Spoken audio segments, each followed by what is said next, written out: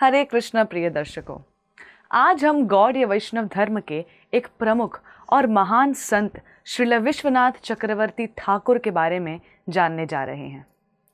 महान संतों की जीवनी के बारे में सुनकर भक्ति मार्ग में हमें प्रेरणा मिल सकती है। विश्वनाथ चक्रवर्ती ठाकुर का जन्म नदिया, बंगाल में हुआ था। विश्वनाथ चक्रवर्ती ठाकुर जी का परम सौभाग्य था कि उन्हें राधा रमण चक्रवर्ती ने दीक्षा दी, जो स्वयं नरोत्तम दास ठाकुर जी के परंपरा में थे।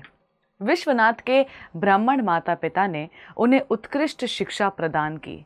वे संस्कृत, कविता और वाद विवाद में अपनी विशेषज्ञता के लिए जाने जाते थे और अपनी कम उम्र के बावजूद वे बौद्धिक चर्चाओं में किसी को भी हराने में सक्षम थे। विश्वनाथ के माता पिता ने उनका विवाह एक सुंदर सुशील कन्या से करवाया, किंतु उन्हें विवाह में कोई रुचि नहीं थी और वे घर छोड़कर वृंदावन चले गए, जहां वे राधा कुंड में वास करते थे। कुछ सालों के बाद विश्वनाथ पुनः घर लौटे अपने परिवार के पास। उनके गुरु राधा रमण जी ने विश्वनाथ से कहा, विश्वनाथ, तुम बहुत दिन के बाद लौटे हो। हम सबको तुम्हारी बहुत याद आती थी, खास करके तुम्हारी धर्म पत्नी को। फिर उनके गुरु ने आगे कहा कि विश्वनाथ, मैं चाहता हूं आज रात तुम अपनी पत्नी के साथ शयन कक्ष में सो जाओ। विश्वनाथ ने अपने गुरु की आज्ञा का पालन किया और अपनी पत्नी के साथ सोने चले गए, किंतु वे रात भर जागते रहे और हरे कृष्ण महामंत्र का जप करते रहे।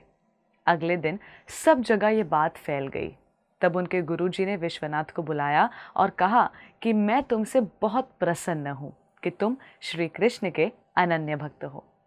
विश्वनाथ को सांसारिक जीवन और विवाह में कोई दिलचस्पी नहीं थी, तो वे पुनः वृंदावन चले गए, जहाँ उन्होंने खुद को आध्यात्मिक साधनाओं में डुबो दिया। वहाँ उन्हें अपने गुरु द्वारा पूरे भागवत पुराण को हाथ से कॉपी करने का निर्देश दिया गया, एक ऐसा कार्य जिसे उन्होंने गहन भक्ति के साथ किया। बाद में उन्होंने प्रसिद्ध गुरु अष्टक प्रार्थना की रचना की, जो आध्यात्मिक गुरु की महिमा का वर्णन करती है और आज भी श्रील प्रभुपाद के आदेश अनुसार हर इस्कॉन मंदिर में ब्रह्म मुहूर्त की मंगल आरती में गाई भी जाती है।